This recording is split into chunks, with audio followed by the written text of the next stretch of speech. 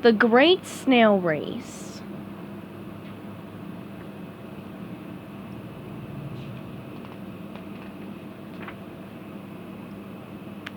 It was a sunny morning in Bikini Bottom.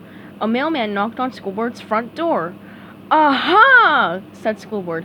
"I can't believe it's finally here!" The mailman glanced at Schoolboard's signature.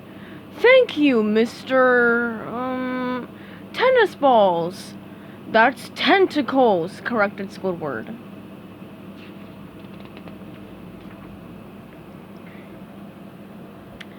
"Hey, check out Schoolboard's new snail," said Patrick. "Looks like Gary has a new playmate," said SpongeBob. Schoolboard rolled his eyes. "I wouldn't let Snelly here play with your mongrel mutt. See, Snelly even has her own pedigree papers. So if you'll excuse us, she has to start her training for Bikini Bottom Snail Race. She'll be winning this Sunday." "Well, I guess I can't enter Gary in that," said SpongeBob. "Sunday's laundry day." Schoolboard sighed. "You can't enter Gary because Gary isn't a purebred, but Snelly has papers," he said. He shoved his fancy document toward SpongeBob. Property of Squidward, tent poles," Patrick read. "That's tentacles," corrected Squidward.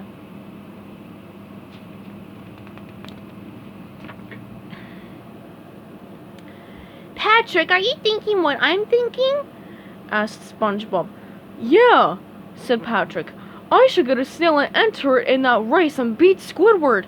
"No, no, no," shouted SpongeBob. "I'm thinking of entering Gary in that race and beating Squidward's snail." SpongeBob had a lot of work to do to whip Gary into shape. First, he made a nutritional smoothie for his snail. "Meow," said Gary. "Well, of course I expect you to eat this," said SpongeBob. "It's scientifically designed to help you win tomorrow." Gary took one look at the drink and slithered out of the room.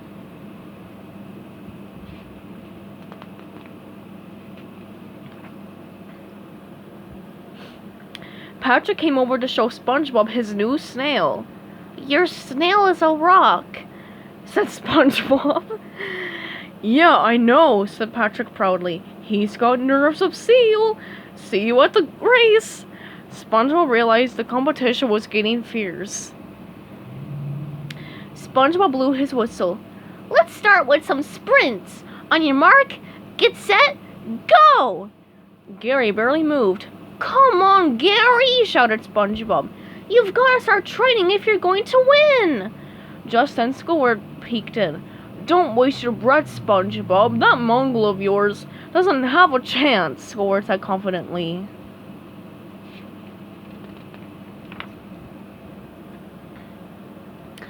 "All right, Gary, no more fooling around," instructed SpongeBob. "Come on, move it! Up, up, up, down, down, down, faster, faster, faster! Go, go, go!"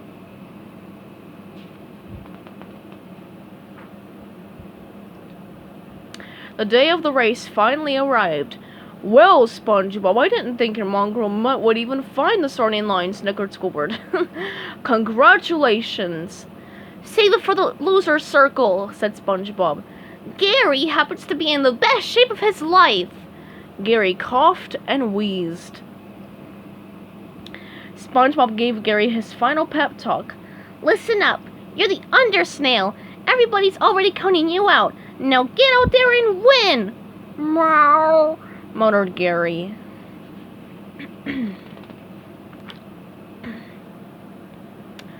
"On your mark," shouted the referee. "Get set, slither!" "And they're off," said the announcer. Number 6 Snelly rockets out of the starting box, leaving the 2 other competitors in the dust. "Go, Snelly, you got a baby!" cheered Squidward. SpongeBob was not having the same luck. Gary hadn't budged from the starting gate. "What are you doing, Gary?" shouted SpongeBob. "The race has started! Let's go! Start moving! You're blowing everything we trained for!" Patrick Snail was also at the starting line. "It's okay, Rocky," Patrick said. "You go when you feel like it."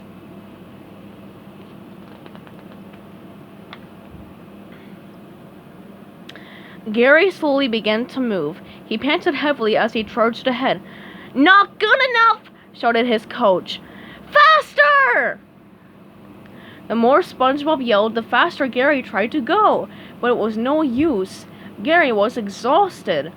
"That coach is pushing that snail too hard," said the announcer.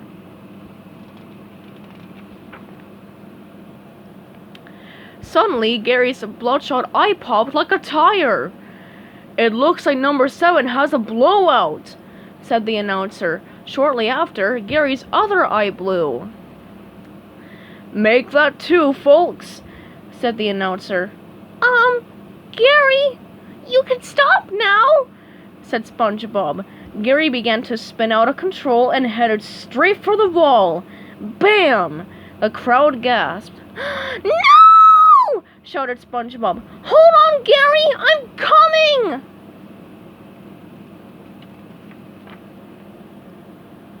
SpongeBob raced to Gary's side. "One of the coaches has raced onto the track. That is an automatic disqualification. Looks like number 6 has this race all wrapped up, ladies and gentlemen," said the announcer. Squidward cheered. "Come on, Snelly, it's all you!" "Oh, Gary," cried SpongeBob. "Why didn't you just say I was pushing you too hard?" "Meow," said Gary. "You did?" asked SpongeBob. "Oh, Gary, why didn't you tell me I wasn't listening?" "Meow," answered Gary. "You did? Oh, Gary!" wailed SpongeBob. Oh.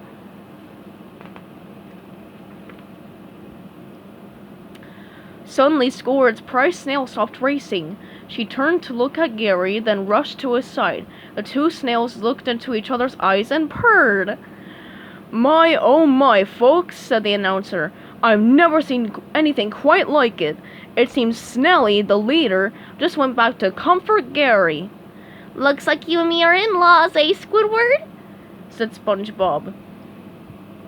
The crowd cheered as the winner crossed the finish line.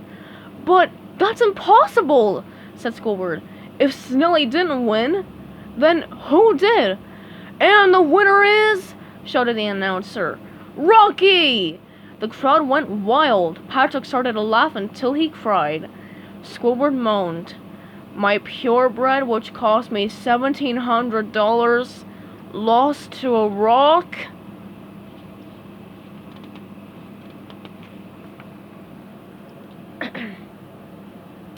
Patrick rushed to Squidward's side.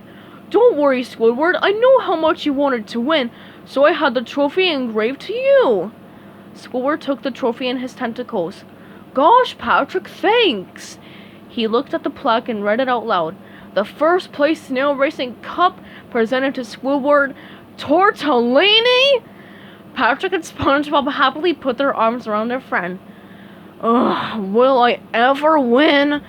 grumbled Squidward.